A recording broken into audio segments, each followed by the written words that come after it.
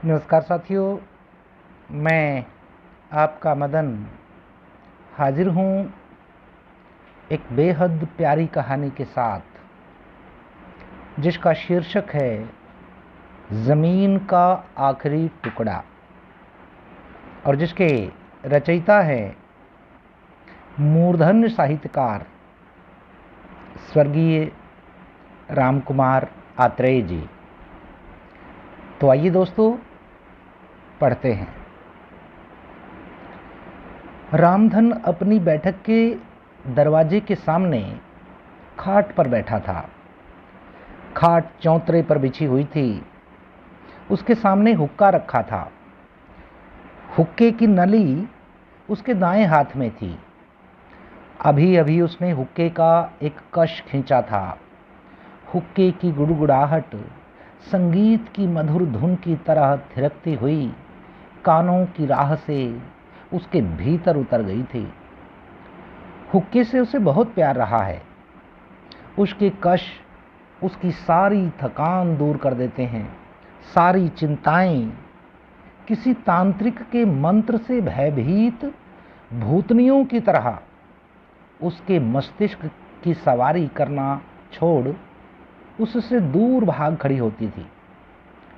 यदि कभी उसका हुक्का ठीक से ना गुड़गुड़ाता तो अचानक मस्तिष्क में अनजान सी सनसनाहट घुसकर उसे झंझोड़ डालती और वह खुद को कोसता हुआ उठ खड़ा होता।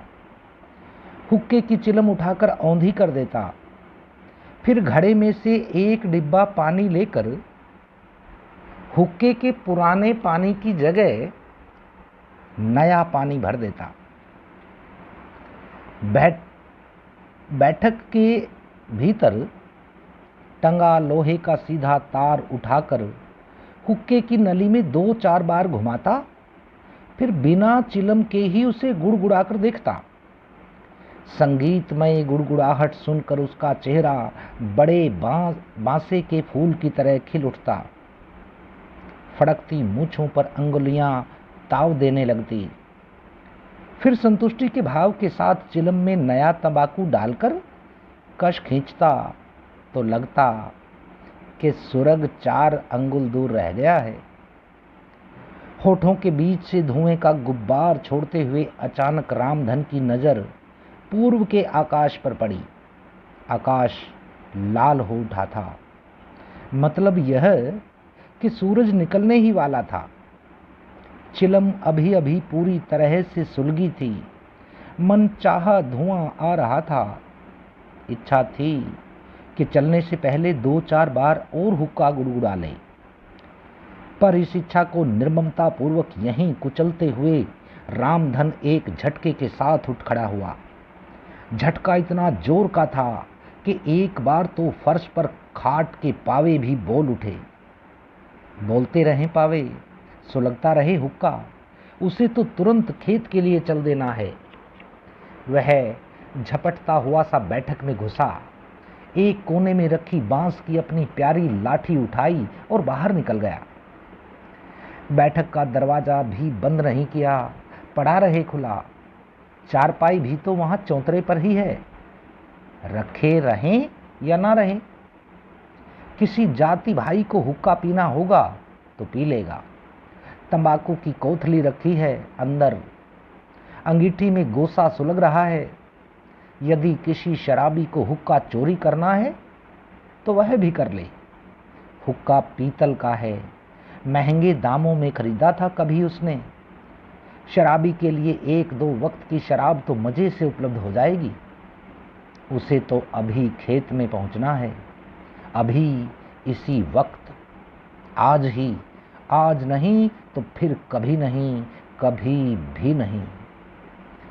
चौतरे से नीचे उतरकर खेत की ओर जाने वाले रास्ते की ओर बढ़ते हुए उसने एक बार फिर अपनी लाठी पर ऊपर से नीचे तक दृष्टि डाली। लाठी ठीक उसके कान की लवों तक आती थी। न ज्यादा पतली न ज्यादा मोटी, हल्की सी लचक लिए, फीके काले रंग की। काफी कड़वा तेल पी चुकी है वह। लाठी और जूती जितना तेल पिए उतनी मजबूत। गांव से 5 कोस की दूरी पर लगने वाले मेले से खरीद कर लाया था वह उस लाठी को। मुंह मांगे दाम दिए थे उसने विक्रेता को। विक्रेता ने उसे लाठी थमाते हुए कहा था, सगे भाई से बढ़कर काम देगी यह लाठी पंडित जी, तेल जरूर पिला देना इसे, और हाँ, नीचे के हिस्से में तार लगवाओ या फिर लोहे की पोली चढ़वा लो, और मजबूत हो जाएगी। इस तरह की एक ही लाठी थी मेरे पास, वही तुम्हें दे दी। लाठी बेचने वाले के कहे अनुसार उसने थोड़ी दूर पर बैठे मिस्त्री से लाठी पर तार लगवा लिए। तार लगाने वाले ने ढंग से तार लगाते हुए कहा था, बाबा, आज रात इन तारों पर सरसों का तेल लगा करके इस हिस्से को पानी में रख देना, इससे बांस थोड़ा फूल जाएगा और तार उसकी देह में इस तरह घुस जाएंगे मानो इसके साथ ही उगे हों। लाठी इतनी मजबूत और हथियार जैसी कारगर हो जाएगी कि जिसके सिर पर यह पड़ेगी वह दोबारा पानी नहीं मांगेगा। रामधन ने ऐसा ही किया था। पहले से तेल लगा होने के कारण पानी में डूबे रहने पर भी तारों का जंग नहीं लगा। तार लगाने वाले की बात उस दिन असरदार प्रमाणित हुई जिस दिन रामधन का सामना शाम के समय खेत में मरखने सांड से हुआ। वह बहुत खूंखार था, जिसके भी खेत में घुस जाता पूरी तरह उजाड़ देता। यदि कोई किसान उसे लाठी के बल पर बाहर हाँकने की कोशिश करता भी तो सांड उसे उठाकर पटक देता।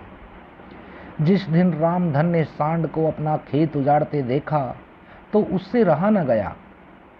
उसने काफी दूर खड़ा होकर सांड को ललकारा था। सांड तो मानो उसकी आवाज सुनने को तैयार ही बैठा था। आवाज सुनते ही वह रामधन की ओर दौड़ा। रामधन को लगा साक्षात महाकाल उसकी तरफ दौड़ा चला आ रहा है। उसने भागकर जान बचाने की सोची, पर भागकर जाता कहां? सांड तो उसका पीछा कर रहा था। बड़े बड़े सींग उसकी पसलियों को तोड़ डालते। सींग अपना मुंह ऊपर उठाए उसके निकट आते जा रहे थे। रामधन ने सोचा, मरना तो है ही, लाठी उसके हाथ में है, फिर यह कब काम आएगी। उसने हौसला किया, पीछे मुड़ा। इससे पहले कि सांड उसे अपने सींगों पर उठाता, उसने पूरी ताकत के साथ लाठी उसके सिर पर दे मारी। लाठी सिर पर न लगकर एक सींग पर जा पड़ी। तार जड़े हिस्से ने अपनी करामात दिखाई। चोट इतनी जोर की थी कि सींग खटाक से बीच में से टूटकर दूर जा पड़ा। साथ ही खून की धार सांड के माथे को भिगो गई। रामधन तो खुद पर आक्रमण निश्चित मान रहा था, परंतु सांड एकदम से पीछे की ओर घूमा और दौड़ता हुआ खेत से बाहर निकल गया। यह सब सोचता हुआ हाथ में वही लाठी थामे रामधन खेत में पहुंच गया। उसे विश्वास था कि आज लाठी का इम्तिहान फिर होगा। इम्तिहान में यह पास भी होगी। इसी उम्मीद के साथ उसने खेत की ओर देखा। कुछ किसान अपने अपने खेतों की ओर चले आ रहे थे। बैलगाड़ियों में जुते बैलों के गले में बंधी टालियों की आवाज अच्छी लग रही थी। वह तो बिना नाश्ता किए ही वहां पहुंचा था। नाश्ता कौन करता? घर में तो कोई था ही नहीं। पत्नी को गुजरे तो 4 साल हो गए हैं। बेटे की बहू अपने दोनों बच्चों के साथ 3 दिन पहले नाराज होकर अपने मायके चली गई थी। बेटा शराब पीकर कहाँ पड़ा होगा, क्या पता। जिस दिन बहू गई थी उस दिन के बाद से वह भी घर नहीं लौटा। हालांकि वह गांव में ही था। शराब बेचने वाले के यहाँ शराब पीकर वहीं कहीं पड़ा रहता है। रामधन को कुछ थकावट सी महसूस हुई। वह खुद के खेत की डौल पर बैठने ही वाला था कि उसकी दृष्टि बाजरे की फसल के बीच खाली पड़ी जमीन पर पड़ी। वहां कुछ नहीं उगा था। सावन मास होने के बावजूद घास का एक तिनका तक नहीं था। जैसे किसी व्यक्ति के सिर के बीच का हिस्सा सफा चट गंजा हो। जमीन में रेही आ गई थी शायद। कदम बढ़ाकर वह वहीं पहुंच गया। सूरज निकल आया था, लेकिन आसमान में काले सफेद बादल के टुकड़े बच्चों सी लापरवाही के तैर रहे थे। रामधन के सिर पर पगड़ी थी ही, बीच बीच में निकलने वाली धूप उसका कुछ नहीं बिगाड़ सकती थी। वह वहीं बैठ गया, लाठी एक और रख ली, कंधे पर पड़ा गमछा उतारकर उसने गड़गत्ता मार लिया। चूतड़ों के बल बैठकर घुटने समेट लेना, फिर कमर के पीछे से गमछा आगे लाकर समेटे हुए घुटनों के साथ कड़ी गांठ लगा लेना गड़गत्ता मारना कहलाता है। शरीर को बहुत आराम मिलता है ऐसा करने से। बाजरा अभी छोटा छोटा ही था, बीच बीच में घास बहुत उग आया था। घास में भी कुंदरे की अधिकता थी। उसके पत्तों के ऊपर गुलाबी रंग के फूलों की कलगी उसे खूबसूरत बना रही थी। कुंदरे को पशु भी खाते हैं और इंसान भी। इंसान उसका साग बनाकर खाता है। ज्यादा खाने पर दोनों को टट्टियां लग जाती हैं। रामधन यह सब सोच रहा था, ठीक तभी उसकी नजर कुंदरे के एक बड़े से फूल पर जा टिकी। यह क्या? फूल के स्थान पर उसे अपनी घरवाली भाग देवी उर्फ भागो का चेहरा हंसता हुआ दिखाई दिया। भागो को मरे 4 साल से ऊपर हो गए हैं। उसका चेहरा फिर कहां से आ गया? उसने गर्दन को झटका दिया, फिर से उस फूल की ओर ताका, डरते डरते। भागो का चेहरा फूल के ठीक बीच में उसी की ओर ताके जा रहा था। एक टक, होठों पर थोड़ी सी मुस्कुराहट। वह थोड़ी सी मुस्कुराहट ही भागो को किसी परी की तरह सुंदर व सलोनी बना देती थी। उसके चेहरे का रंग भी तो कुंदरे के फूल जैसा ही था। जब उसने रामधन का हाथ पकड़ा था, खेत में दोनों साथ साथ आया जाया करते। दोनों एक दूसरे को अलग अलग आने जाने की सलाह देते। कभी वह उसे धमकाती तो कभी कभी उसे रामधन। लोग उनके हमेशा साथ चलने पर बोलियां मारते थे, हंसते थे। भागो की मौत ने ही उसे उससे अलग किया। बुढ़ापे के लक्षण भी उन्हें अलग नहीं कर पाए कभी। रामधन की आंखों में पानी आ गया। थोड़ी और देर तक वह फूल पर भागो के चेहरे को देखता रहा। फिर आंसू पोंछते हुए उसने कहना शुरू किया, रामचंद्र की माँ, जब कभी मैं और तुम अकेले होते थे तब तुम प्यार से मुझे लोग कहा करती थी। लोग का मतलब मैं तब समझा था जब तू मेरा प्यार पाकर बहुत ज्यादा खुश हो उठी थी। तब मेरी नंगी पीठ पर हाथ फिराते हुए तू बुदबुदाई थी, ओ मेरे लोग। सुनकर मैं चौंक गया था। तुम्हारी ओर देखा तो तुम शर्मा गई। झट से आंखें बंद करके तुमने अपना मुंह दूसरी ओर घुमा लिया था। मेरे भीतर के मर्द को तूने इस तरह से शाबाशी देते हुए स्वीकारा था। तब मैं समझा था कि लोग का अर्थ होता है सच्चा मर्द। मैं तुम्हें रानी कहता और तुम मुझे लोग। आज मैं तुम्हें रानी न कहकर रामचंद्र की माँ कह रहा हूँ। इसका भी एक खास कारण है। वह यह कि मैं आज यहाँ इस खेत में बिल्कुल भूखा बैठा हूँ। तुम अपने इस लोग को खेत में खाली पेट कभी नहीं आने देती थी। अपने यहाँ गाय भैंस हुआ करती थी, खूब दूध होता था। सुबह सबसे पहले मुंह अंधेरे दूध का वह बेला पीने को मजबूर कर देती। जब खेत में हल जोतना होता तो वह अध बिलोए दूध का बेला न भूख लगने देता था न प्यास।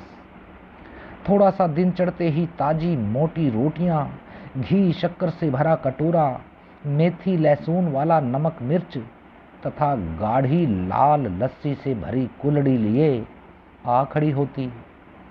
बैलों के लिए थोड़ा चारा भी साथ में होता था।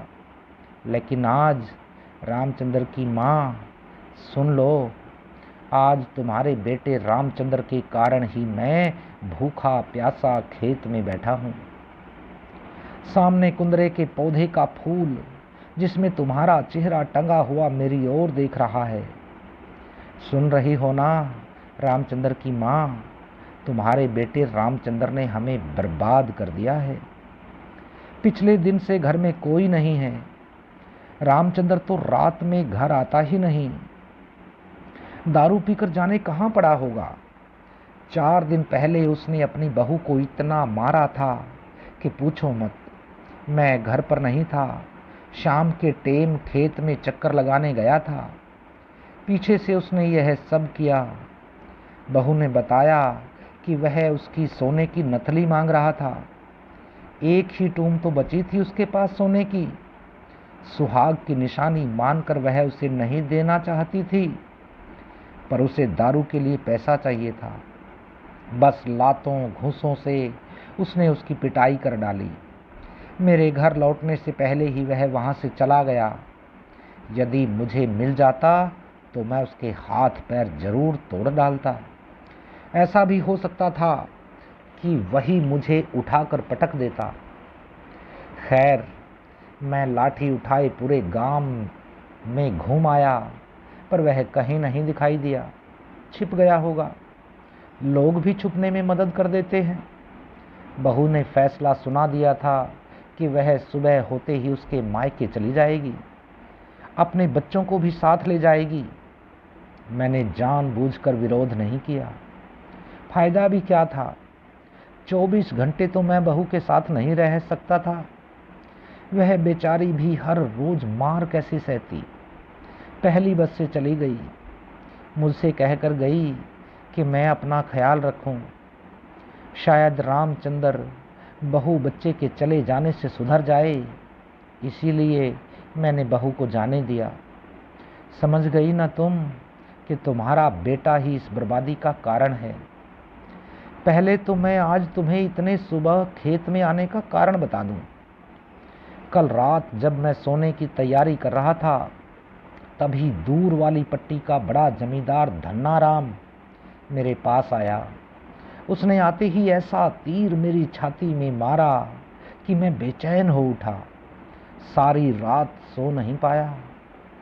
वह तीर अपनी छाती से बाहर निकालने के लिए मैं यहाँ आया हूँ। वह थोड़ी देर में अपने इस खेत पर कब्जा करने के लिए आएगा। उसने बताया था कि रामचंद्र ने अपना यह जमीन का आखिरी टुकड़ा भी उसे बेच दिया है। उसके लिए वह रामचंद्र को नकद रुपया पहले ही दे चुका है। जमीन का यही टुकड़ा जो एक पहाड़ से कम है अपने पास बचा था, लेकिन मैं इस टुकड़े को किसी भी हालत में पराया नहीं बनने दूंगा। तुम तो 4 साल पहले स्वर्ग सिधार गई। ठीक ही रहा, नहीं तो तुम्हें भी ये दिन देखने पड़ते जो मैं देख रहा हूँ। मुझे लगता है तुम मरी नहीं थी, तुम्हारे बेटे रामचंद्र ने ही मरने के लिए मजबूर किया था। गलत तो नहीं कह रहा मैं? पूरी बात तुम्हें याद है ना? कोई किस्सा नहीं सुना रहा हूं तुम्हें। यह सब आप बीती है, आधी से ज्यादा आप बीती की तुम खुद हिस्सेदार रही हो। उसकी तो सिर्फ याद दिला रहा हूं तुम्हें। सुनो, बेटे रामचंद्र ने जब गांव के स्कूल से 10वीं जमात पास की थी, हम दोनों बहुत खुश हुए थे। बेटा 2nd डिवीजन से जो पास हुआ था, पहाड़ जैसी उम्मीदें बांध ली थी हमने उससे। बेटे को कॉलेज में पढ़ाएंगे, वह पढ़ेगा, अफसर बनेगा, हम शहर में रहेंगे, ये करेंगे वो करेंगे। उसे कॉलेज में दाखिला करा दिया।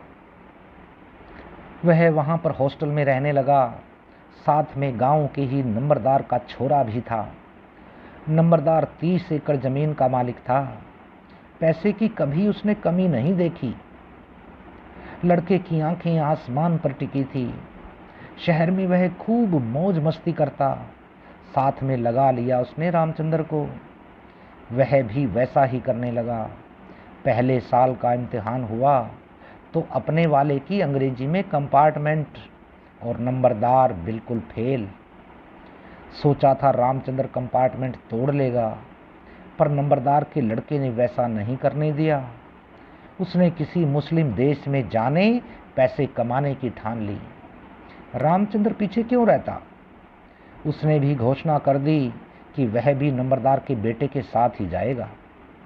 जो पैसा हाड़ तोड़ मेहनत करके जोड़ा और कमाया था वह तो कॉलेज की पढ़ाई में ही लग गया था।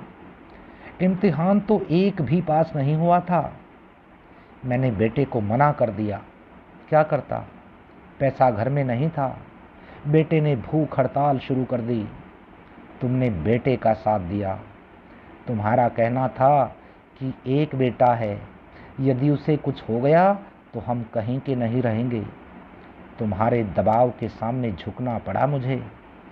विदेश जाने के लिए एजेंट 4 लाख मांग रहा था। 2 एकड़ जमीन गिरवी रखनी पड़ी।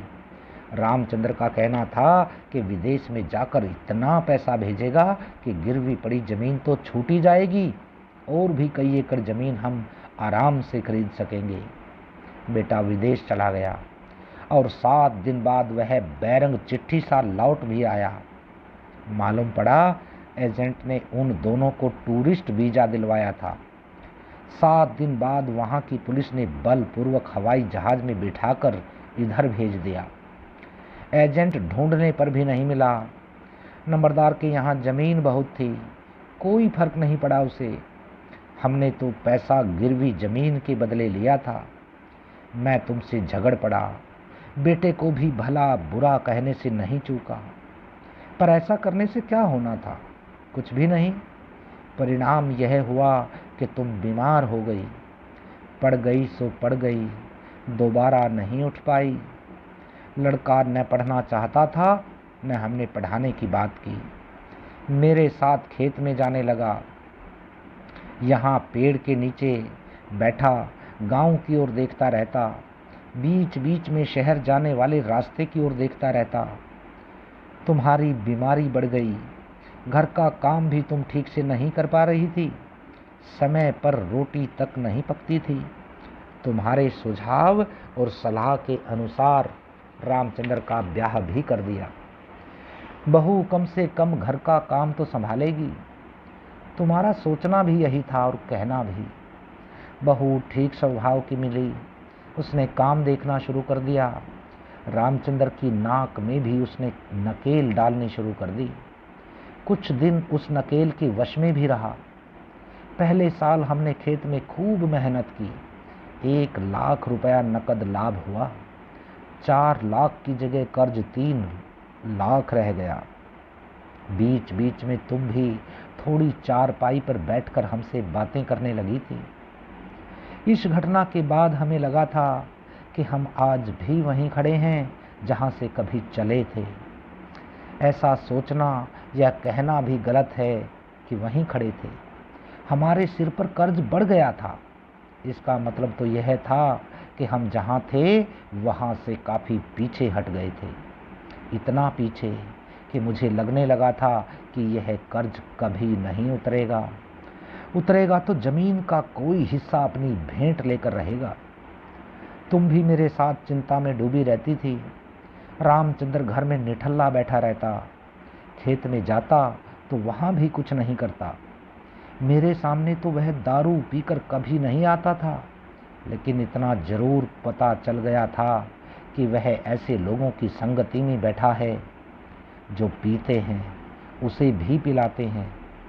तुम भी उसे समझाती, मैं भी समझाता, लेकिन उस पर कोई प्रभाव नहीं पड़ रहा था।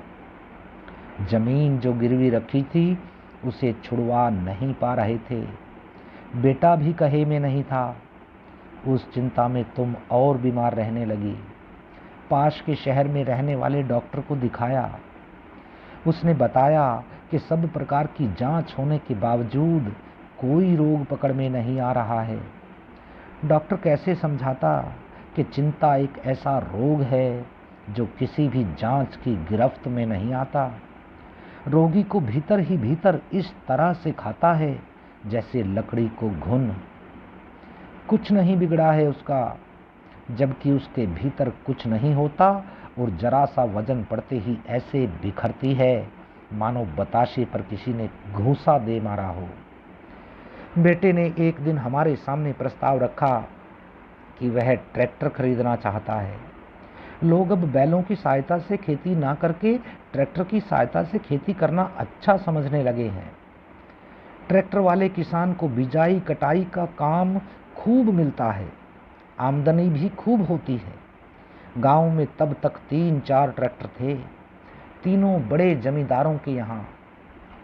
उनसे अपना काम ही पूरा नहीं होता था, इसलिए यदि रामचंद्र ट्रैक्टर ले आएगा तो बाकी के छोटे किसानों का सारा काम उसे मिलने लगेगा, खूब कमाई होने लगेगी, सारा कर्ज उतर जाएगा। सच कहूं, मुझे भी उसकी बात में दम नजर आ रहा था। दम नजर आने से तो ट्रैक्टर नहीं खरीदा जा सकता था, उसके लिए चाहिए था पैसा। पैसा देना हाथ में था ही नहीं, होता तो जमीन को हम रहन थोड़े ही रखते। जमीन को रहन रखना तो जमींदार किसान के लिए ऐसा है जैसा कि अपनी मां को रहन रखना। रामचंद्र एक दिन किसी कंपनी के एजेंट को अपने यहाँ ले आया। उसने ट्रैक्टर से होने वाले नफे की ऐसी तस्वीर हमारे सामने खींची कि ना चाहते हुए भी मैं साफ साफ ना नहीं कर सका। कंपनी ने रामचंद्र को ट्रैक्टर थमा दिया। कीमत थी 3 लाख। 2 एकड़ जमीन के नंबर उन्होंने ले लिए, मेरा अंगूठा भी लगवा लिया। पैसे वापस की छमाही किस्त बांध दी। 1 लाख रुपया ऊपर से लग गया। ट्राली फसल ढोने के लिए, ड्रिलिंग मशीन, थ्रेशर भी खरीद लिया, सब उधार पर। फसल के वक्त पैसा चुकाना था। रामचंद्र देर रात तक ट्रैक्टर पर काम करता, ज्यादातर काम उधार पर होता। वह रात में घर आता, कभी कभी मुंह से बदबू आती, थोड़ी बहुत पिए रहता। मैं जानबूझकर ऐसा दिखलाता जैसे मुझे कुछ पता न हो, चुपके से तुम्हें बतलाता, तुम्हें उसे टोकने के लिए कहता। वह शुरू में चुपचाप अंदर चला जाता, पर बाद में उसने जवाब देना चालू कर दिया। कहता कि दिन भर हाड़ तोड़ मेहनत करता है वह इतना थक जाता है कि बिन पिए उसे नींद नहीं आती। नींद नहीं आएगी तो वह सुबह कैसे उठेगा, कैसे काम करेगा। ट्रैक्टर का काम शुरू होने के बाद जो पहली फसल आई काफी लाभदायक सिद्ध हुई। ट्रॉली तथा दूसरी मशीनों का जो 1 लाख रुपया सिर पर खड़ा था, चुकता हो गया। ट्रैक्टर की भी पहली किस्त आराम से चुका दी गई। लगा कि बेटा सही लीक पर जा रहा है, लेकिन बेटे की आंखें तो आसमान पर जा लगी।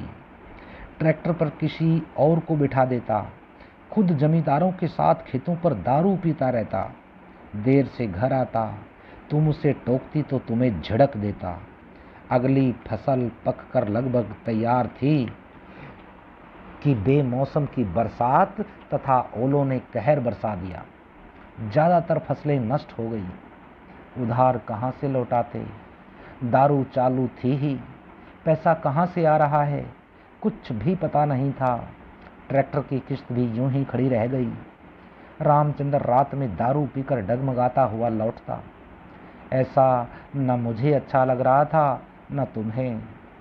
एक दिन तुमने ऐसी कोई कड़वी बात कह दी जिसे सुनकर वह गुस्से में उल्टा सीधा बोलने लगा। उस दिन दरवाजा तुमने ही खोला था तो तुमने कह दिया कि आगे से यदि वह पीकर आया तो तुम उसे घर में नहीं घुसने दोगी। उसने यह बात सुनते ही तुम्हें धक्का दे दिया, तुम गिर गई, तुम्हारा सिर दीवार से टकरा गया, चोट ज्यादा थी, तुम उठ नहीं सकी। अगले दिन ट्रैक्टर ट्राली में डालकर बेटा शहर ले गया, साथ में मैं भी था। डॉक्टर ने दवाई लिख दी, कोई असर नहीं हुआ दवाई का। तुम एक रात चुपके से दूसरे लोक में चली गई।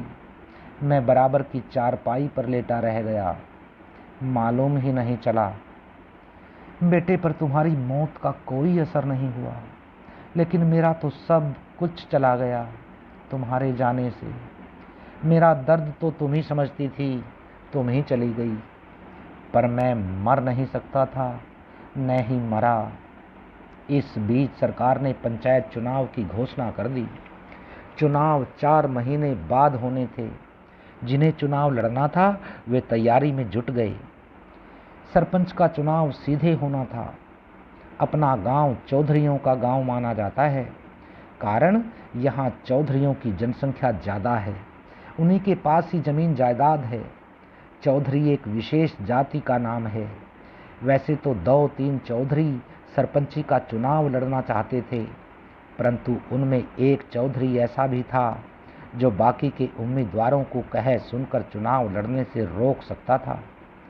उसने आरंभ से ही पैसा फूंकना शुरू कर दिया। इस प्रकार उसने दिखला दिया था कि वह चुनाव लड़ेगा भी और जीतेगा भी। वैसे ज़्यादातर चौधरी नीचे ही नीचे उसके खिलाफ बोलते थे। एक रात गांव के 15-20 युवक, जिनमें से ज़्यादातर चौधरी जाति के ही थे, अपने घर आ बैठे। अन्य जातियों के भी 2-4 युवक उसमें शामिल थे। आते ही मेरे पाँव को छूकर बोले, दादाजी, हम आए हैं कुछ उम्मीद लेकर, हमारा मान रख लो। कहो भाई, मैं किस काम के लायक हूँ? जो हो सकेगा करूँगा। मैंने उनकी इज्जत रखते हुए कहा था, दादाजी, आप गांव के इज्जतदार आदमी हैं। बड़े बूढ़ों का कहना है कि आपके यहाँ पुराना पैसा भी है। हम चाहते हैं कि आप सरपंची का चुनाव लड़ो। आपको जिताना हमारी जिम्मेदारी है। सभी जातियां आपको वोट देंगी। चौधरी भी चुपचाप आपको ही वोट देंगे। बस एक बार आप हाँ कर दें। युवकों ने मुझे समझाते हुए कहा था। मैंने साफ इनकार कर दिया था। मुझे मालूम था कि गांव की राजनीति बड़ी टेढ़ी है, इतनी टेढ़ी कि उसका सामना करना मेरे जैसे आदमी के वश की बात नहीं थी। लाखों रुपए खर्च करने की वजह से कर्जदार हो चुका था। पैसा कहाँ से आता? हमारे यहाँ पैसा होने की बात तो लोगों का सिर्फ एक भ्रम था।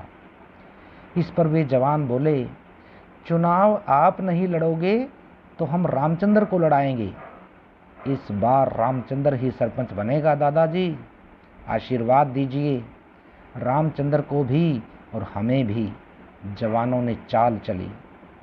रामचंद्र से भी पूछ लो कि क्या वह चुनाव लड़ना चाहता है, और यदि चुनाव लड़ना चाहता है तो क्या उसके पास चुनाव लड़ने के लिए पैसा है? मैंने सोचा था कि रामचंद्र एकदम से इनकार कर देगा, इसीलिए उन्हें टालने की गर्ज से ऐसा कहा था। रामचंद्र तो चुनाव लड़ने को तैयार है, नहीं होगा तो भी हम तैयार कर देंगे इसे। रही पैसे की बात, पैसा तो हम खर्चेंगे।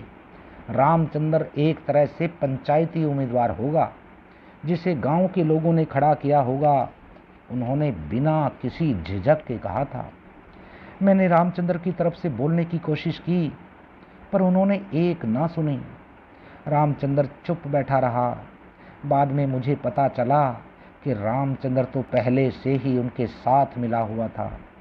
उन सब की यह एक सोची समझी चाल थी। उस चाल में रामचंद्र तो फंसा हुआ था ही, मुझे भी जबरदस्ती फंसा लिया गया, ना करते हुए भी। रात में जब मैंने रामचंद्र को इस जादुई जाल से बाहर निकलने को कहा, तो उसने उलटकर मुझे ही जाल में फंसने का लालच दे डाला।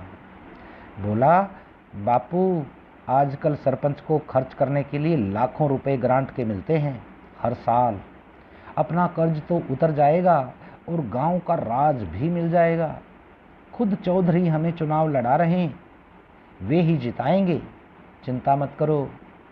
मेरी बातें चिकने घड़े पर गिरती बूंदों की तरह बेकार साबित हुई। चिकना घड़ा कभी भीगता तो रामचंद्र पर असर होता। उसके सामने मैं लाचार था, जैसे अपनी बर्बादी की चिट्ठी में अपनी आंखों से पढ़ने के लिए मजबूर कर दिया गया था। अगले दिन से ही घर में हलवाई आ गए, कढ़ाई चढ़ गई। कहीं लड्डू जलेबी बन रहे हैं तो कहीं पूरी कचौरी बन रही है। भांति भांति की तरकारियों की सुगंध हवा में तैरती हुई लोगों के नथुनों में जबरदस्ती घुसकर उन्हें मेरे घर की ओर खींच लाई।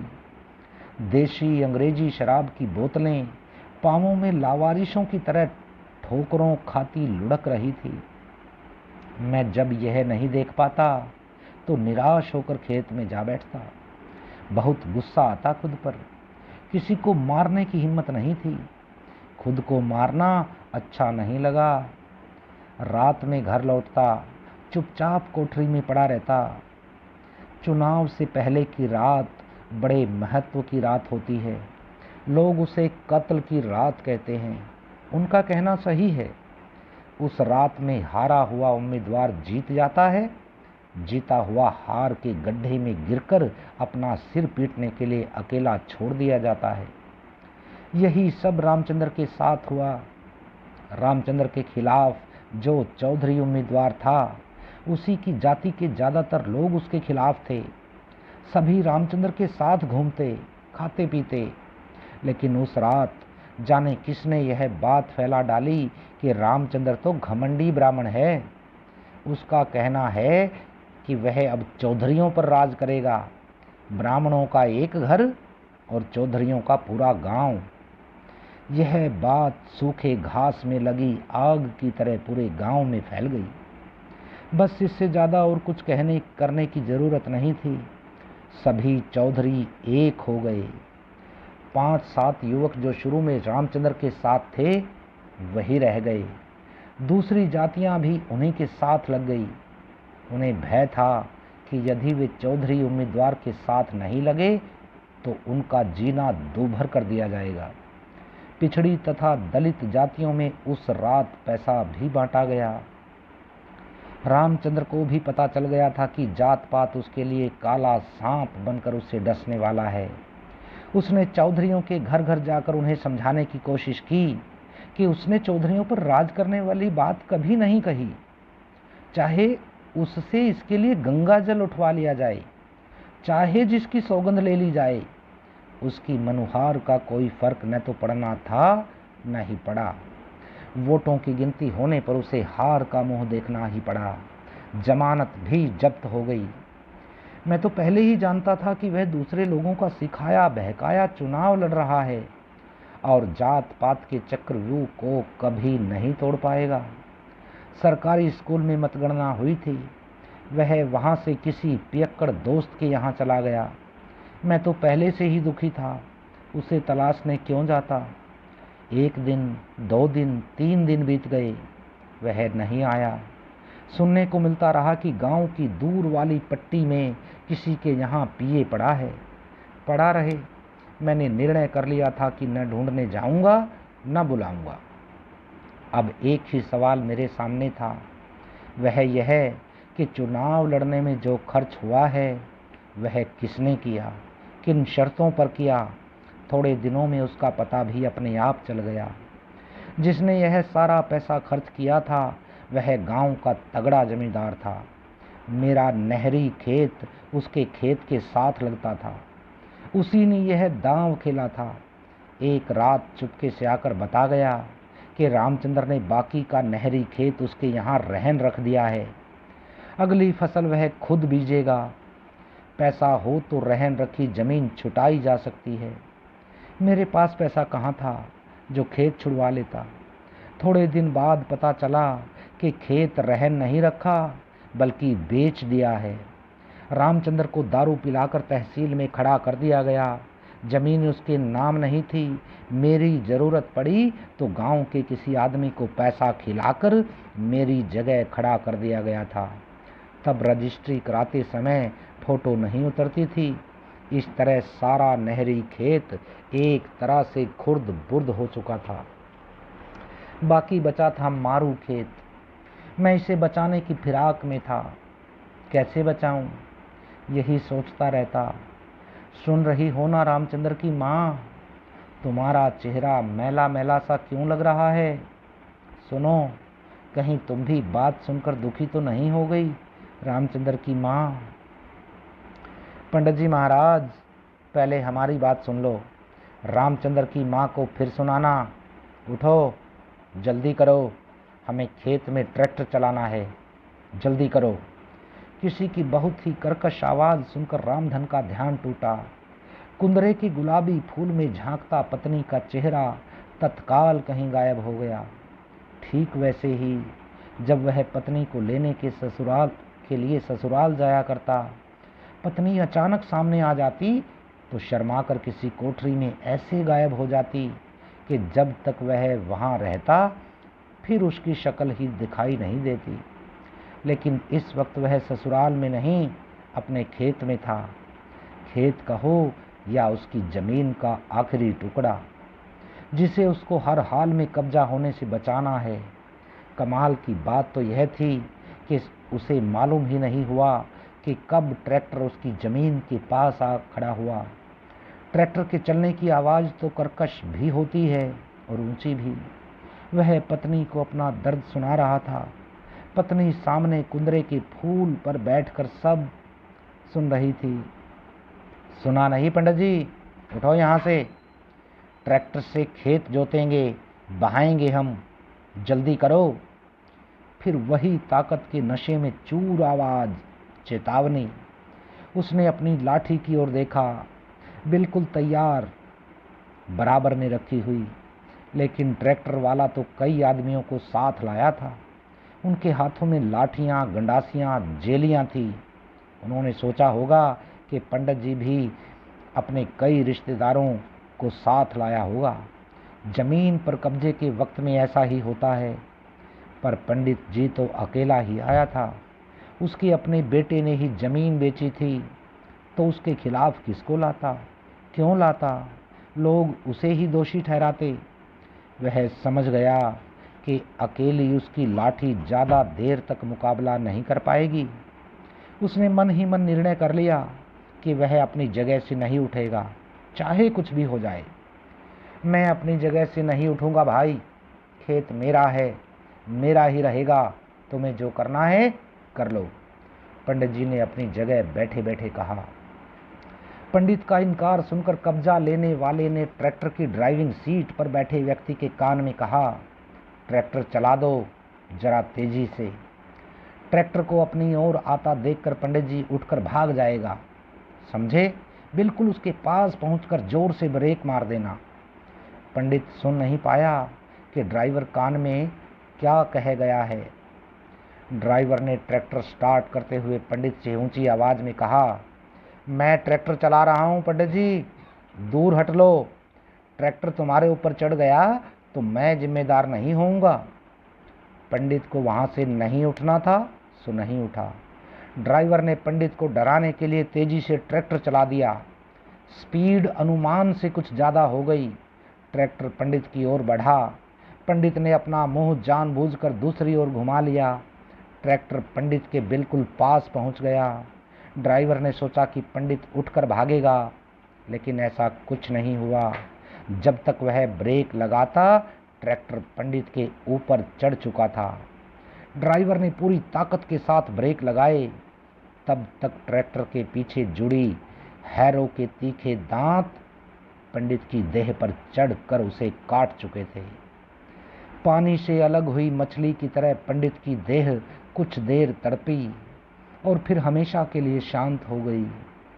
पंडित रामधन की वह लाठी एक सच्चे दोस्त की तरह उसकी देह के साथ निष्प्राण सी पड़ी हुई थी। तो ये थी आदरणीय राम कुमार आत्रेय जी की प्रसिद्ध कहानी। आप सभी दोस्तों का बहुत बहुत आभार, धन्यवाद। शुभ दिन।